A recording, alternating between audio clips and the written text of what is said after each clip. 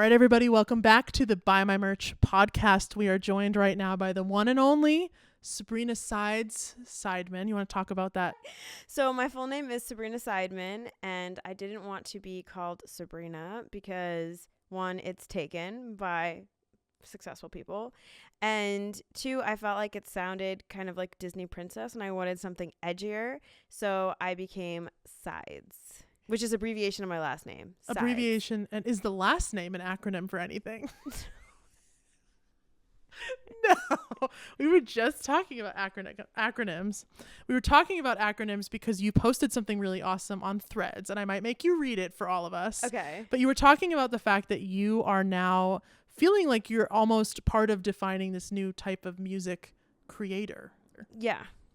So a lot of people ask like what I do, and I used to say I'm a singer, songwriter, producer, etc. But then I'm like, no, I don't want to be fit into one box. So I'm not the only person that's come up with this name, I'm sure, but I've kind of donned myself a music creator. Okay. And a lot of people are really confused, like, what is that? So I posted on Threads. She threaded it, and I wanted her to read it for you guys. So I said, I am a full-time music creator. What's that? I'm so glad you asked.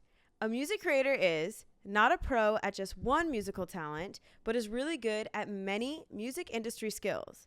A music creator is an entrepreneur prioritizing not only excelling at their crafts, but also marketing and sales. A music creator has a mission that extends beyond their personal gains. A music creator never gives up, not even when all the odds are stacked against them, because they can't stop. A music creator did not pick this life, it picked them. Are you a music creator? That's just beautiful. Now this again, did this come to you as like a 3 a.m. thought? Have you been mulling this? So I've been working on this new course that I've been thinking about because it hasn't been taught anywhere. It's like this huge industry, what I've been doing for the last 3 years, which is working with music tech companies and just really thinking like an entrepreneur and getting very creative with like what I'm doing. And I was like, okay, well, how do I define this? I need kind of like a manifesto. So I was just really writing. It actually took a lot of thought. It took me a couple of days to like really write this up and to be like, okay, this is what this is, because I'm also like really into marketing and sales, and I know this has a lot of potential, but I need to find the right people. But because it's so new, I don't know who, like no one will know who to pitch it to. You know, you can really pinpoint if you're like, okay, I want to learn how to play guitar. That's really easy to pinpoint that audience. But it's really hard to pinpoint, okay, do you want to be a music creator? What is that? Like, what even is that? It's straight up new media at this point too. Like we're now moving into, there's this whole wave of, okay, Gen Z, Gen Alpha wants to grow up and be a creator, but there's pockets of that too. And it's not just I'm a creator, really at this point anyone can be. It's what actually, not like your niche, but what part of it are you serving? What problem are you solving? It's kind of like a content creator, but not just content, right? Because I'm not just making content about like my day to day. In fact, I don't include any of my day to day into my content. Conscious decision? Conscious decision. Okay. It is just my music content. So it's like my music creator. This is controversial, but it is facts. Musicians were always content creators. Like you're creating music, which is content that people are using in movies, in the car, while they're making out with someone, at a party. That is content, right? And we've always been content creators, now we've just added the film element to it. Now we've just been able to push it so much easier because of social media. What do you feel? There's kind of like this quote unquote controversial wave right now of musicians, both signed and unsigned, pushing back against exactly what you're talking about, which is that musicians kind of inherently are creators and really do need to lean into that. I guess maybe even if they don't want to. What's your take on it? This is going to, again, sound really harsh, but they're just really ignorant. They just don't understand, one, how the industry works. Like, take a song like Michael Jackson's Thriller, right? He was the greatest, right? He was amazing. But what propelled that song? What propelled it? Yeah. The music video, right? Mm-hmm. He had to create content to do, like, he had to create a movie aspect. It's not new. And anytime you hear an amazing song that you love, it has a huge marketing budget behind it. In the early days, in the Bach days, they were pushing out sheet music. That's how he was getting known, because everyone in their house, they had a piano, and that was their form of entertainment. They didn't have a TV. They didn't have the radio. They had a piano. So they would sell the sheet music. These people would play it, learn it. Oh my God, this is an amazing Bach tune. But they had to push out those sheet music. They had a marketing scheme. Like, you can't just make an amazing song or be an amazing guitar player or make an amazing product and just expect everybody to be like knocking on your door. Oh my God, I have this vibration that you made this amazing thing. And I want that. It's refreshing to hear that in the sense that I say controversial, because there seems to be this weird pushback where musicians either don't want to accept it. I mean, I just made a video about this too. They're just a victim mentality, right? Your passion is up there. Your passion is way up there with this topic, which is why I want to talk to you about it. I'm not like a fan of the woe is me mentality. Yeah. I mean, we've all fallen victim to it, right? Like, oh, poor me, I didn't have like the connections, or I just keep getting rejected, or blah, blah, blah. But you can create your own opportunity. It took me 10 years to create my own opportunity, and I am like proof. I didn't have any, like, yes, I came from a middle-class family. My dad was an accountant, and they always cheered me on. They would support me for anything, and I had that as an advantage that a lot of people don't have, and I'm very grateful for that. But that's where it ended for me, you know? Like, they weren't calling record labels. They weren't, you know, being crazy stage parents. They weren't like, they just didn't have that. They don't even, I would play them a song. It's amazing. They don't know. It could have been like terrible. But I love them for that. And like, I've created this whole business on my own. Nobody handed me anything, you know? So if I can do it, I'm just a regular schmegular person. If I can do it, who's ever listening, you can do this. She's just a complete pro content creator, by the way. She knows her cameras. I knew you were going to come in with amazing conversation right off the bat. I'm so excited to get into topics with you. But I think because I've seen your amazing videos, all of it inspirational, but I think I have to bring back to the origins of your interest in music at all. Mm-hmm. So I wanted to talk to you a little bit about Berklee. Okay. Berklee, the college in Boston, for anyone who doesn't know, very popular music school. You got your start there, right? I don't know if you call it a start, but yeah, that's where I left the nest. Okay. So when you say, because there's a lot of musicians who I've actually met and producers who say they actually left Berklee and only from there did things pick up. Like it wasn't a launching pad that people think it is. I mean, I did it wrong for sure. Like looking back, I wish I did things way differently. I was almost like not even ready for Berklee, or just, I don't even know. But if you're going to Berklee and that's something you want to do, the number one thing you should do, the number one thing you can get there that you can't get anywhere else, because you can get all that information anywhere else, also for free, right? Or for very low price. So the information to me isn't the most valuable thing there. The most valuable thing is the networking. I was there the same time Charlie Puth was there. And guess who I hung out with 24/7? My boyfriend in our small apartment. And my two friends. Do you know what I mean? Like, I was not out networking. I was not out making friends. That was like the only time in your career, except for now, because it's different. But that was the only time in your career where people want to collaborate with you, make music with you just because, right? Like, just to do that. Like, now as you get, you know, move on and get older with your career, people have like rent to pay and things to pay, and they're not in the learning stage. So I should have been out like making friends, you know, and also posting on social media. That's one thing he did, by the way. Like, while everyone else was like, there's 3 people from Berklee that are really successful at that time when I was there. And while we were all just like going to class and then doing whatever, they were going to class and also going viral on YouTube. The 3 people that are successful were the ones that went viral at that time. So what does that tell you? Content. Yeah, or just marketing, again. Right? Like getting yourself out there. Dude, this was like the 2013, 2014 era. No, even before then. A little bit before He's then? A little bit younger than me, I think. But okay. I was there. I graduated in 2012. Because I bring up that point in time because was that when you first began some of your own solo projects too? Was it shortly after leaving? So when I was at Berklee, I was kind of like a lost puppy. Like I had no idea. I mean, like I've said in a lot of my posts, like I learned how to sing. I was just trying to get good grades in all the classes I took, which most of them like wasn't applicable. Like I loved conducting, but like I haven't conducted like since I was there. But a whole class on that? Yeah, 2 classes, 2 semesters. I wanna take that. Yeah, it was amazing. It was like one of the best classes. Wait, and like you learned all of yeah, the... so this is 1, 2, 3, 4, 1, 2. I would argue 3, that's one of the more 2, important 3, parts 4, of theory in general. I mean, yeah, but like I haven't used any of those. Like I didn't need that, you know? So like yeah, I just like doing that anyway. It was cool. I really enjoyed it. Anyways, so when I left Berklee, I was really a lost puppy. I had no idea what I was going to do. Like I learned how to be the best I can at the classes and get good grades, but they don't help you get a job. In fact, like one of the jokes they made on like opening day, I'll never forget it, was they're like, if you guys see people on the streets playing guitar, give them $1 because they're probably a Berklee student. Wow. Or a Berklee graduate. Wow.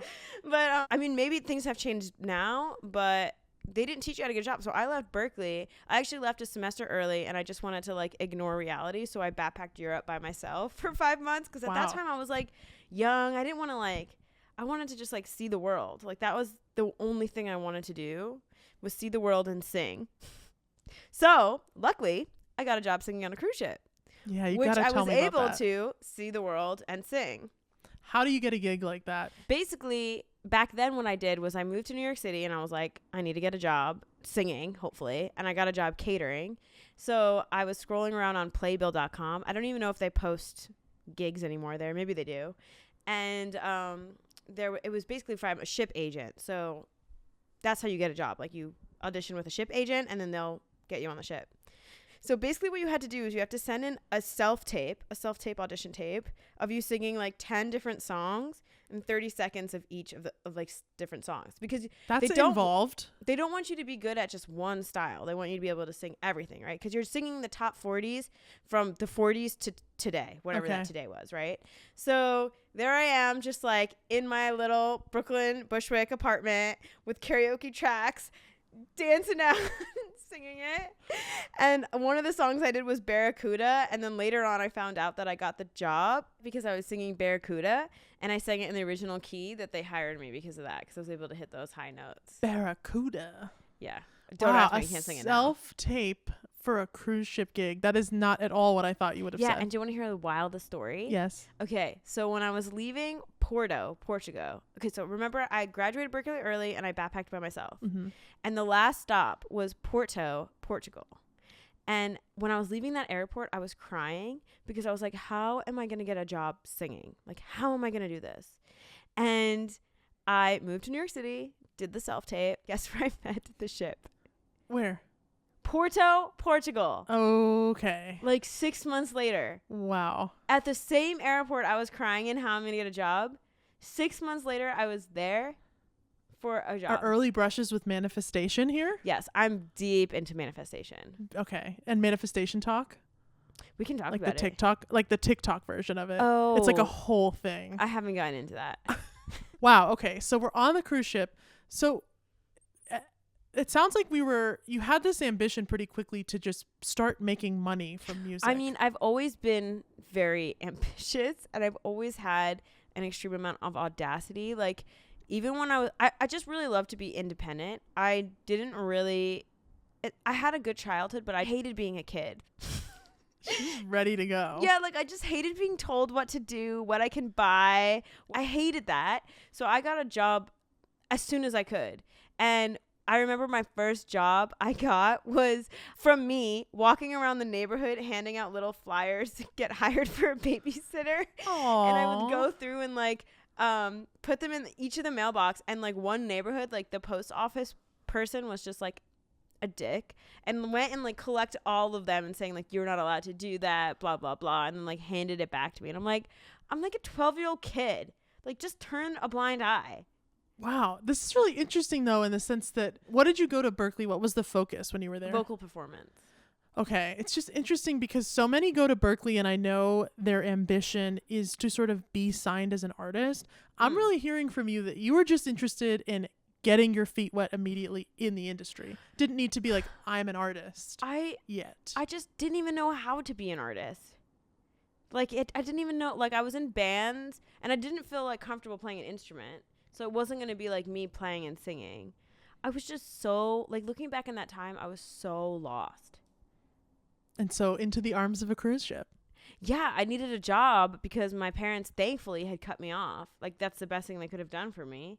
And I was like, I need a job. So I was just like auditioning for whatever I could. Is this where you started doing what you've called, I read your bio, as I always prep for these interviews. You talk about corporate gigs. I've heard that phrase with you. So basically my timeline was I got a job on the cruise ship, and that was my first gig out of school, right? I moved to New York City literally 4 months later. Here I am making $3,600 a month singing on a ship, room and board covered. And I'm like, sweet, right? I've nailed it. I get off the ship with $30K in the bank, and I feel like I'm rich. I'm like, the next stop, Grammys.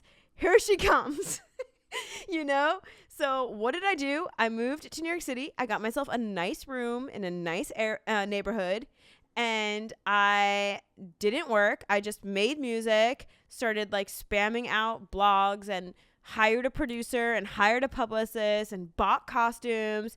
And 6 months later, I had $0 in the bank. Okay. That was the first time I went to zero. And not only that, I was so stressed, I wasn't sleeping, that I actually got Bell's palsy, where like this side of my face was completely paralyzed. It was so traumatic. It was such like I couldn't even sing gigs because I had to like hold the side of my mouth open. Just from stress? Yeah, it happens from stress. So it's like, oh my God. You can get it from like getting pregnant or like Lyme disease. Like people have gotten it from COVID. Basically what happens is your nerves break. Like you stress out yourself out so your nerves break. Depending on how bad it is, you have to wait a while for it to regrow. And roughly how old were you around this time? Like how far away was it from that Berklee push? Well, I was like 25 or 26. So, and did it become obviously some kind of a turning point for you? Was there a hiatus? Yes. That's where I decided I don't really want to be a singer-songwriter. I don't want to do the artist thing. That was my first instinct of being like, I don't want to do that. That life is not for me. Okay. And I had to really ask myself, like, why am I so miserable? Because if you're not enjoying the process, then you're not enjoying that field, because the end game of getting to where you want to go lasts a whole 2 seconds. Yep. You know, you're happy about it, and then you moved on. So if you're not enjoying what you're doing as you're doing it, then it's not the right thing to do. So I kind of learned, and I was like, I don't actually want to do this. Like I felt like I was like proving myself to like a younger version of myself to be like, this is what I need to do. And I'm like, no, this isn't what I want to do. So then I just went back to what I knew, which is singing. I was really good at doing like the cover band stuff. So that was a really big job in New York City because there are so many events and weddings and high paying events and weddings. So I just started auditioning for bands and asking bands if they needed other singers in the successful bands, being like, do you need a singer? Do you need a singer? And then I finally like landed in a band that was like pretty successful. It was like a 20-piece band. Sounds amazing. Had amazing arrangements. I loved it. But, you know, it's only Saturday nights. And even though it would pay like pretty good, that's not enough to like live comfortably in New York City. Yeah. So I always had to do like a part-time job or another day job or whatever. And for a while I had it really good because I found a bartending job that I smashed. So I only had to do it like 2 days bartending and then 1 day singing. And then I was like, good. And I was like living it up. Is this like in Manhattan proper? So I lived in Williamsburg, like the most of the time I've lived in New York City. And the bartending job was at this place called the Patriot, but it doesn't exist anymore, sadly. Okay. Wow. So you even remember that. So this was post health scare, post cruise? Yeah. So I did the cruise, came back, tried to make it as a singer-songwriter, face broke, decided I'm not trying to do that. Then I just focused on singing gigs, and I would dabble with like original projects here and there. Like I was like, oh, I'm going to work with DJs and be like a top liner. And I had like I had one successful collaboration that turned out to be a nightmare because I don't want to bash him because I'm hoping that they're healthy and well wherever they are. But it was not a good time for either of us. It didn't work. It wasn't the vibe. Okay. It didn't work. It wasn't the vibe. And so then I was like, no, that's not the scene for me. And then I was like, all right, I don't want to be bartending forever. So I was like, I need to think of a product, right? I need a product that I know and I could develop. So then I built a girl group for cruise ships. So going back to the cruise ship gig, there is a much better gig than being a guest entertainer is a much better gig than just being the house singer. Why? Because you're basically an entertainer with guest privileges, right? So you don't have to do crew drill. You don't have to do cabin inspection. You get to have a guest cabin. It's almost like a paid vacation. And the only thing you have to do is do 2 shows per cruise. And the shows are only 45 minutes. This is fascinating. Yeah. So I built a girl group with 2 other girls, and we made a show. So for 2 years, I spent so much money designing with costumes and getting transposers to build the sheet music for us, because that's what we needed for the show, choreography, rehearsal spaces. We rehearsed all the time, and we booked it. We booked a gig. The first gig was May 2020.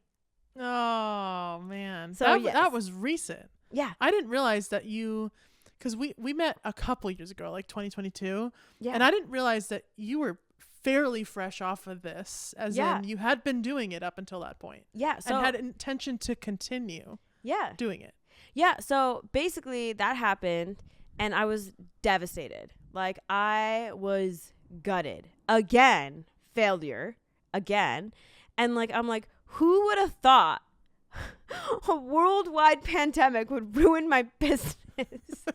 Like, who would have even thought that? We were all there. Yep. I was so depressed. I sulked around for like 6 months, just feeling like a loser. I turned 30 by myself, and I had nothing to show for myself. And I was so depressed, and I was scrolling around on Facebook, and I was served an ad that said, learn how to produce in 30 days.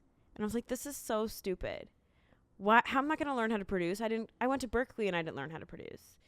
And then I clicked on the ad. I was like, what the heck? And it was on sale. It was $75 or something. And I was like, I can spend $75. Like, let's just try it.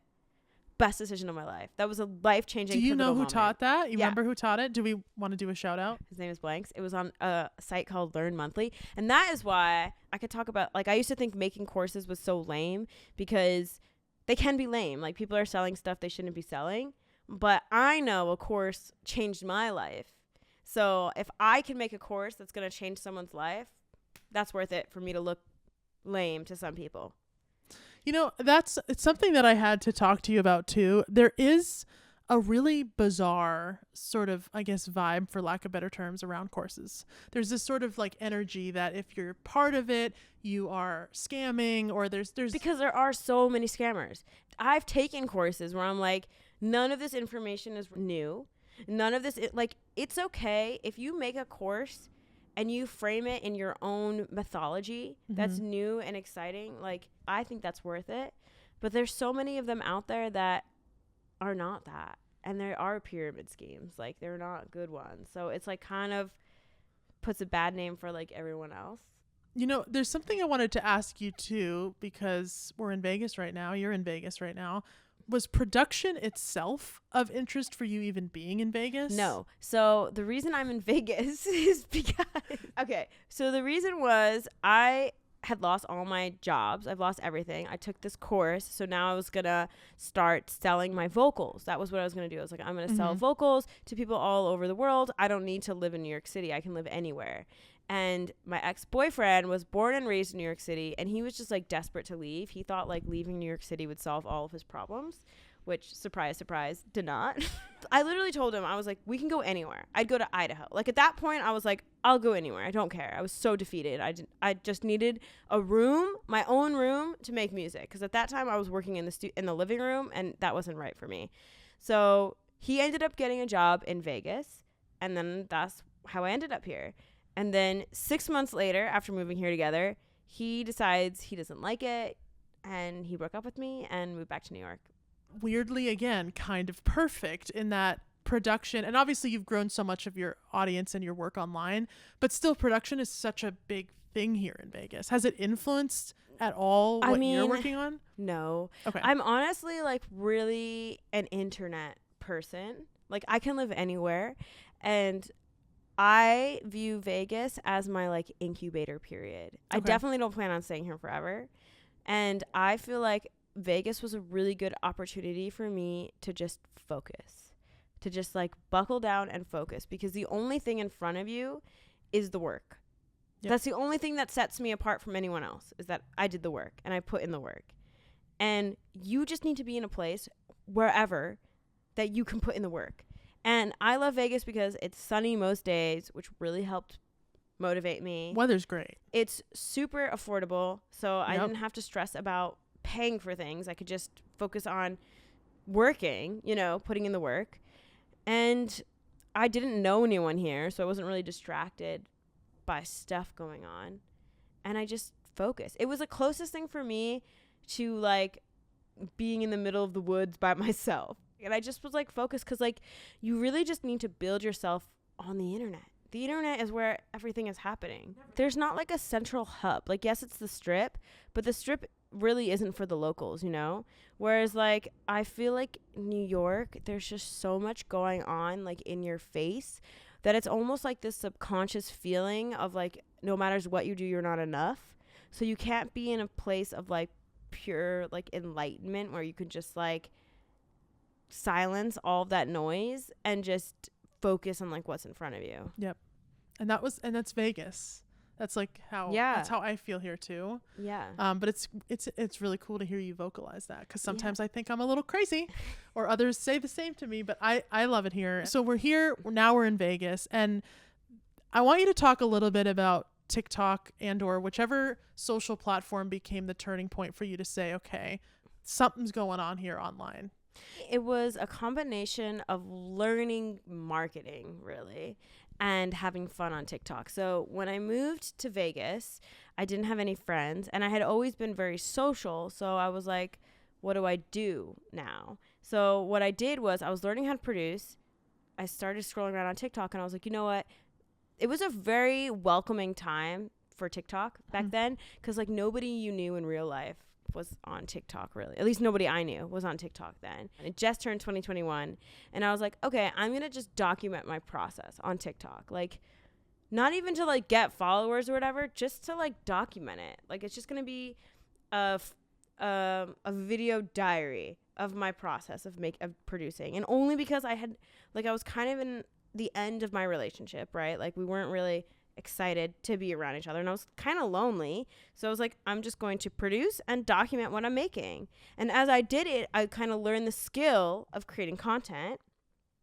And then I decided, okay, when things were coming back, right, I had a choice where I was like, do I want to go back to the cruise ships? Do I want to go back to singing gigs? Like, what do I want to do? And I had decided then, no, I want to be a content creator, but not just any content creator. I wanted to be a music production content creator. And I want to work with companies, and I really want to work with Apple. And so that was another definitive moment where I'm like, oh, all I have to do is get them to come to me.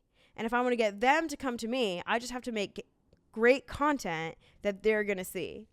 And it's just like, all of a sudden it made so much sense to me. I'm like, I'm not going to reach out to Apple. Imagine. Who do you even reach out to there? It's like the most cryptic, amazing company, So I was like, no. They're going to come to me. And guess what? They were the first company to come to me. Wow. They came to me. How fast did that happen? It happened like 6 months. Wow. Give me what your world looked like in the first 6 months when it came to posting. How regimented were you with it? I was posting 3 to 5 times a day. 3 to 5 times a day? And I was going live every day for like 3 to 5 hours. What were you doing in the live streams? Chilling, making beats, troubleshooting. It was amazing because I was learning, and I wouldn't know how to do something. I'd be like in a contact instrument, and I wouldn't know how to like upload this piano. And I was like, why isn't this working? And I was like, let me just go on live. I would go on live, and like 5 people would be there. And I'm like, why isn't this working? And someone would be like, oh, because you have to turn on this button or this button. And it was like the greatest thing that ever happened. Can you tell them how many followers you have right now? Oh, on TikTok? On TikTok alone. I don't even know. I don't pay attention to it. It's like 250,000 now. I say this because it's not 250,000. You're climbing. You're climbing pretty quickly. Just saying. It happened. The follower growth happened really fast in the beginning, and then it plateaued, as it always does. But it's really not about how many people follow you. It's about who follows you. Mm-hmm. That's way more. I don't even pay attention to those numbers. I tell you, I'm not kidding. I really don't. I post for my goals, not the views. And well, I wanted to bring to the point that you've sort of grown this mini empire. I will call it that. You don't have to. But that's what I wanted to hear, especially was those early days where 5 people showed up. And you have a choice to either say, wow, I'm failing at this, or wow, 5 people showed up. So what was keeping you being like, this is great. I don't even care that it's 5 people. I just really was focused on like my mindset of it all and just like documenting the process, you know, and just like kept it simple. Yeah. And I just like kind of wanted to hang out. So this basically becomes an introduction to producing for you.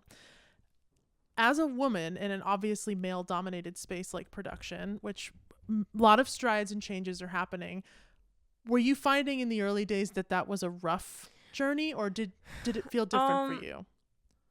No, it didn't feel like a rough journey. Like, one, I think I've been really good because I've been focusing on really tapping into the right crowd, to the people that like I'm suited for. I don't really get those like too many of those people that are crazy about it. And now I have such like a loyal fans, which I'm so grateful for, that like if any of them even start to come for me, like they will fight for me. But I don't know, I had it so rough in like the 2000s that I don't even know if anything can compare. Just being so that was being a woman as a singer, a professional singer. Oh yeah, as a singer, like even at Berklee, I would walk into the room of jazz bros and they wouldn't look at me. They wouldn't acknowledge me. If I walked in with another guy, they were just like, "Oh, that's just that guy's hookup." They wouldn't say a word. And so many times I would walk, and then when I was trying to make it as a singer-songwriter during that time in Berklee, I mean, when I moved to New York City and I was like off the ship, I was hustling. I've always been a hustler, you know? So I was like trying to network with all these producers, all these successful producers. I would go hang out with them and all different genres, like hip hop, rock, EDM, whatever. And it always got weird, and it always got sexual. And I don't know if it's because like I'm small, or they were attracted to me, or they weren't attracted to me. Who knows? Like it just always felt icky, you know? And since becoming a producer and gaining a platform, I don't know if the platform gave me like respect, or if things have changed. But since that, I haven't felt anything like that. Both in person, I guess, at some of your events, and online. Yeah, I mean, to be fair, I haven't had too many in-person stuff, but I just think like things have changed so much since when was even the turning point? Like I guess the Me Too movement. Yeah, that things have changed so much, and so I'm so happy for it. But I will say, for anyone listening, any females listening, the one thing I really learned is that if they're creepy to you from the jump, they will always be creepy to you. Oh yeah. So if it doesn't matter if they're Drake, if they're whatever, if they have the most success in the world and they promise you success, or they promise that they'll help you, if they're creepy to you, they will never help you. Same with disrespectful. I'll say that from some of my experiences. If they are not going to respect the way you want to work, or and then try to the mansplain, as you hear, but even just you set boundaries that they're not keeping, that is who they are as a producer. Yeah, and that they really will never change. Sad but true, and important to talk about. And there are just so many people that are not like that. Like, so you don't need to work with those people. Always, it's trusting your own. Part of what I love about getting older is that I'm so in tune now with what I want, and understanding that not everyone's going to vibe with it. But even when you're younger and it feels like it's intimidating to tell an older producer, male or otherwise, that you don't want to do something or you're not comfortable, it's going to be the most empowering thing you can learn. They will respect you more. Yeah. Yeah. So yeah, it's important. No is the most powerful word. So I'm going to ask you this about your marketing courses. We talked about the scam aspect of it, but I also want to talk about the success of your courses, as in a lot of people trust you and come to these courses. I'm sure you even have like regular students. And what do you think, if you had to answer, is cutting through the noise and bringing your courses above maybe others on the topic? I think it's because I don't copy other people, really. Like, I learn from other people, but I remember when I made my first course, it was a class. First, it was a live class, and it was teaching musicians how to do social media marketing, my philosophies of it, how you post for your goals, not the views, how to learn the skill of creating good content. And when I was doing that, I'm telling you, like, nobody else, I mean, maybe somebody else on the internet somewhere did it. I don't know if I was the first person, but like, I hadn't seen it myself. Nobody did it in that format, in that style. And then now, like, every influencer has one, and that's fine because everyone has their different take on social media and what they've learned, and I'm all for it, right? I'm all for everyone sharing their thing. But now my next course, this is even more successful, is my Logic Pro tip ebook, which is basically, so a lot of people, including myself, don't want to watch a 10-hour course. Me. On Logic Pro. You don't want to sit through a 10-hour course on Logic Pro if you know Logic Pro already. You just want the hot tips. You just want the juicy stuff, the new updates, the things you didn't know, the goose eggs. So what did I do? I wanted to create a crash course. I wanted to think like Cliff Notes, but for a DAW. You're going to watch this course. It's 45 minutes of me talking extremely fast, like you're watching on 2-speed, along with an ebook that has all the tips there, over 400 tips there that you can reference.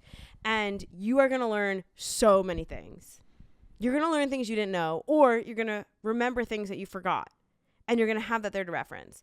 And there is no other thing like that on the market right now. I wish they had that for a Final Cut Pro. I wish they had that for everything. Even Masterclass. Not to like straight up tea here, but like seriously, some of that stuff is so filler full. Like it's just lots and lots of stories that don't actually get us to what are we going to do here? Or what are my steps? So you're saying I'm going to cut you to the steps. I'm going to get you right to the steps. Especially for a Logic Pro DAW. Like, I understand like certain things you need a story to understand the philosophies around it, but like I basically wanted to write a Cliff Notes of the 1,000-page guides. Like I think there's like 20 guides for Logic Pro, and they're like accumulating of like 20,000 pages.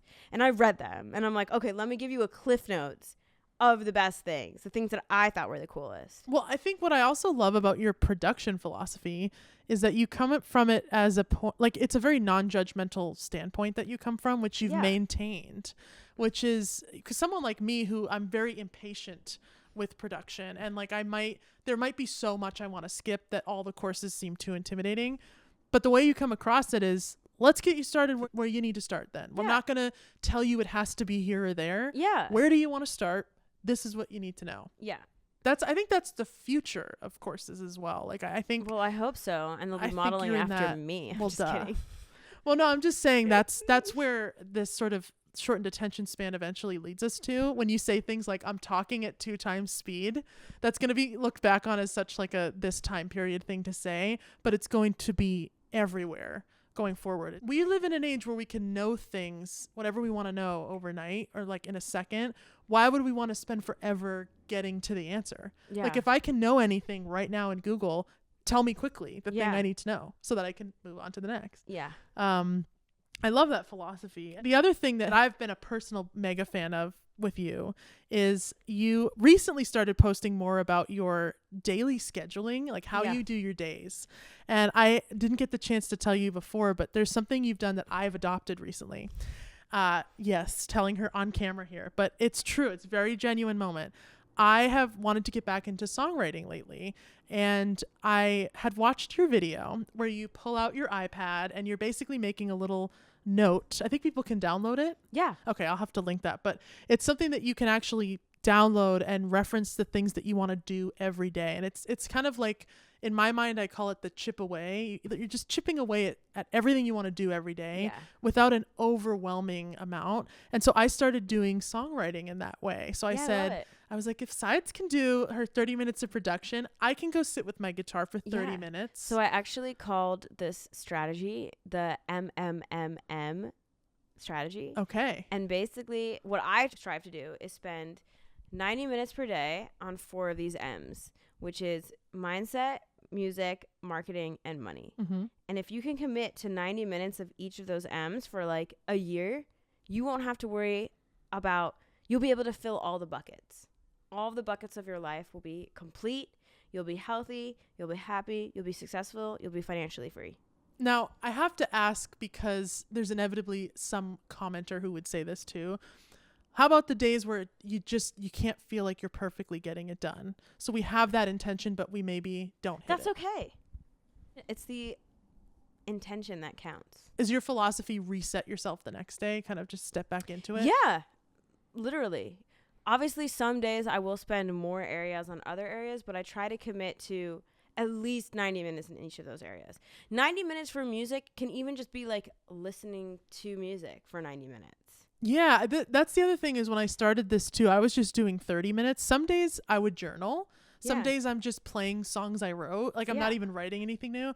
But in the last month of thinking this way, I've already like written 2 new songs. Yeah. I've gotten all the calluses back. Like there's something that is really magical and almost like, I hesitate to say this, but it feels like it's the only right way, as in like there's so much we can accomplish in life by just chipping away. Yeah. You don't always have to go 110% in really hard into one category.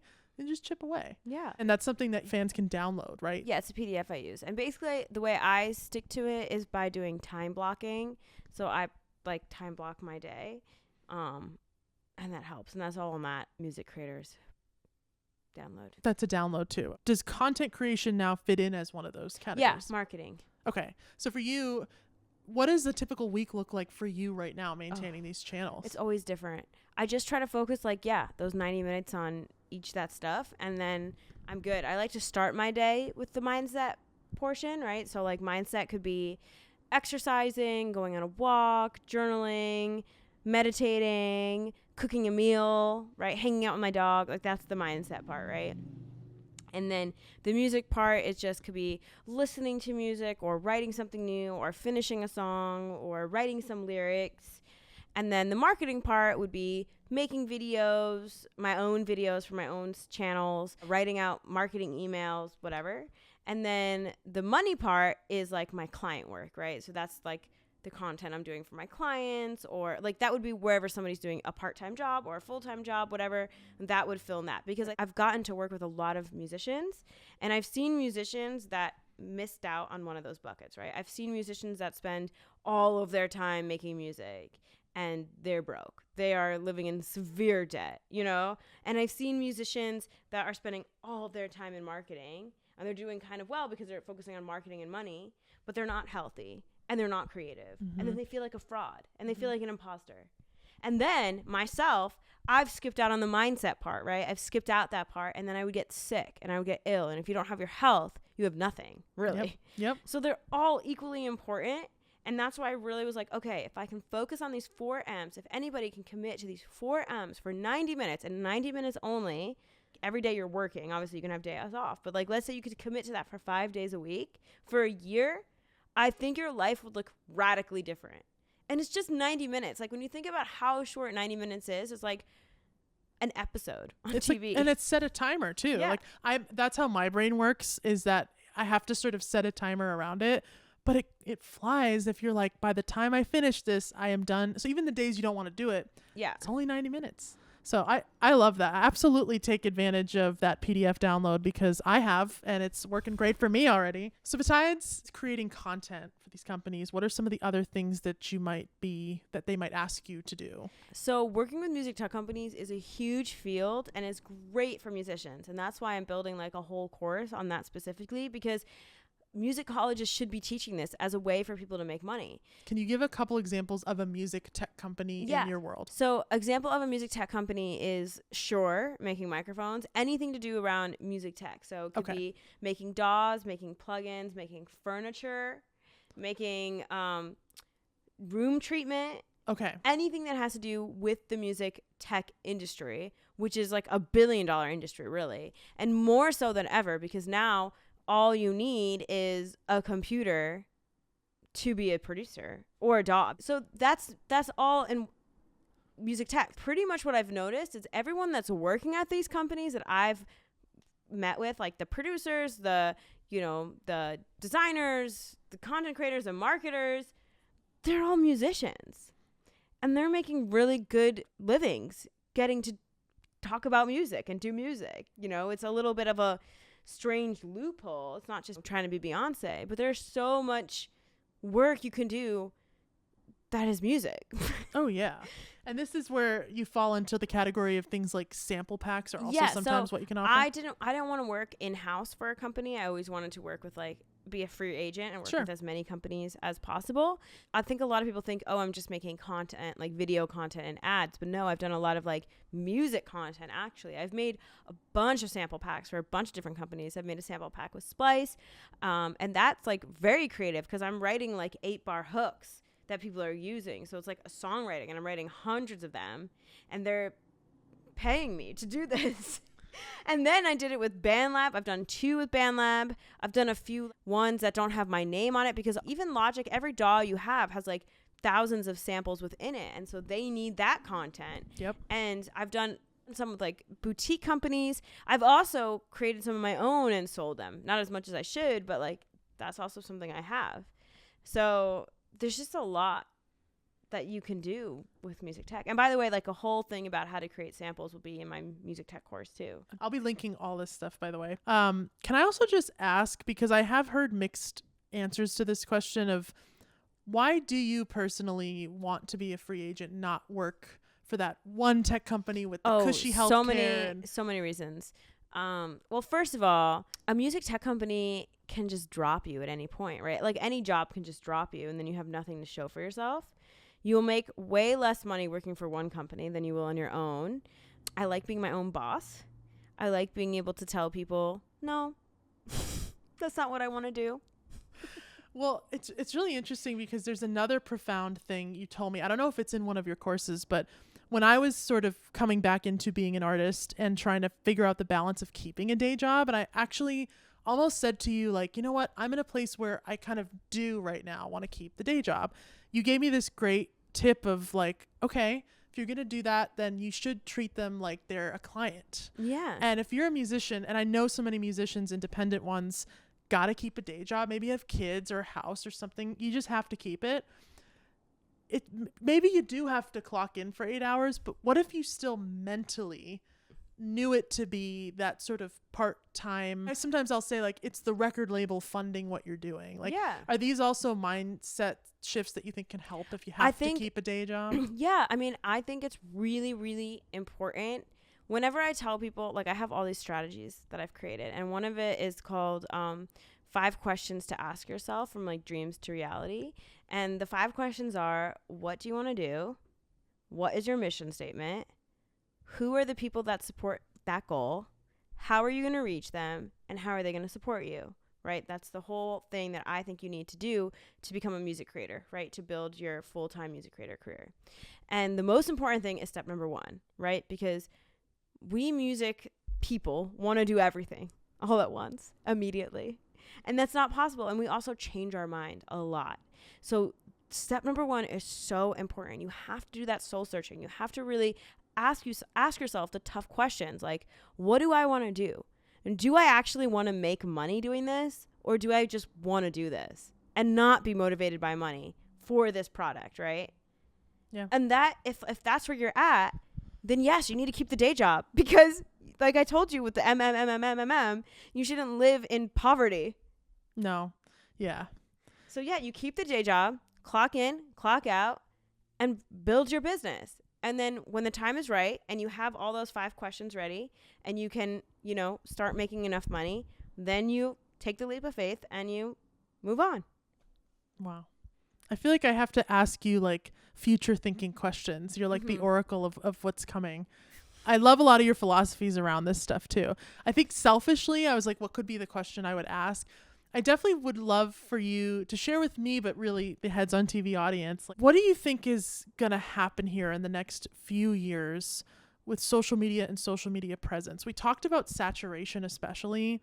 Like, do we think if someone's watching this and they're like, I want to be just like SEIDS, like, is there still a lot of room for growth in 100%. These areas? Okay. 100%. What advice might you even give a total newbie, no audience, like a short answer? I would tell them to answer those questions that I just said, because that's going to be really important. And once you know that, right? Once you know what you want to do, what your mission is, right? So I'll answer mine, right? My question was, I want to work with music tech. What do I want to do? I want to work with music tech companies, particularly Apple. What is my mission statement? To make music production and entrepreneurship more accessible to more people. Who supports that goal, right? Who supports that goal? People that are singer-songwriters, people that are hobbyists, people that are producers but don't want to spend a lot of time re-educating, music tech companies, ad agencies, right? So now I know that. Okay, then I can go double down on that. How am I going to reach them? To know how I'm going to reach them, I need to know what kind of content do they want to see? What kind of stuff are they interested in? I wouldn't be working with a music tech company that's selling $60,000 speakers because that doesn't align with my mission, right? So you need to build like somebody would build a house. They wouldn't just be like, all right, let's build a house, right? No, they make a blueprint, right? They have a map or a recipe of what they're going to do. So you need to make your own recipe. When you make your own recipe, then you'll develop a voice. You'll develop something that's unique. You'll be able to offer something that nobody else has offered, even if it's slight changes, right? I'm not the first person on the internet to do Logic Pro tips, but I think, one of the first people on the internet to do quick Logic Pro tips. Mm-hmm. I believe, one of the first people on the internet that was posting guerrilla type style content. My content is not high tech. I was just showing, here's a little trick you can do, like and follow for more tips like this. That is very approachable. I'm just a woman next door. Yes, she is. I'm just a woman next door making music. If I can do it, you can do it. Yep. And I think I really developed something that's totally unique, even though I'm in a very saturated market. Yep. So if you want to cut through the noise, all you have to do is be yourself. And people want there to be some other formula, don't they? They want there to be some other answer. secret. I can't give you the answer. I can give you the strategy where you can dig down, and you have to answer this for yourself, you know? Oh, Sabrina, I feel like the more I'm asking, I'm like getting, it's like a full course at this point, and I want people to know that they can come to your courses too. I want to ask, like, what's coming up next for you at the time of us filming this? What can people get excited for in the SEIDS definitely universe? My next big project is building this music tech course. Okay. After that, I'm flirting with the idea, emphasis on flirting, with raising VC money and making my own music tech company. So I've been telling you, when I first met Sabrina, I was like, you just strike me as someone who's going to invent something. Like, I don't know how to define that yet, but I'm so excited for you. But I'm really nervous that I'm going to like die before it happens. Okay, well, that's a different kind of podcast. Now we're getting existential. I think it's great that you can work with all these companies, but you just seem like somebody destined to invent some type of a thing, a system, or a product. And I'm excited as hell to follow that. So that's a flirting with idea. Like, it's not that I can't do it. It's just like, do I want to do it? So I'm still in the soul searching thing of like, do I really want to do it? Because it's a lot. Oh my, it's gonna be a lot of work. It's a lot. And I'm like, do I want that? Because I'm one of those people, I'm like, okay, I'm comfortable. I'm good. Let's make it hard. Like, let's get to work. Like, let's pivot. I mean, just having a VC related idea where you're going to need that funding is hard enough. What I mean is, like, when I worked on the cruise ship, that's a full-time job as a musician that a lot of people want. And some of those people I worked with 10 years ago, they're still working on the ship. And they're happy with it. They're cruising. I can do what I'm doing, just being like a music creator, and cruise comfortably for a long time. But I'm like, no, let's build a company. Honestly, like, I know you laugh at it, but I don't think it's that crazy with you. I had the same exact thought. I remember telling you about it. If she does, you guys better watch out. It's probably going to be something crazy and wild and cool. I have ideas, but, you know, we'll see. I'm excited.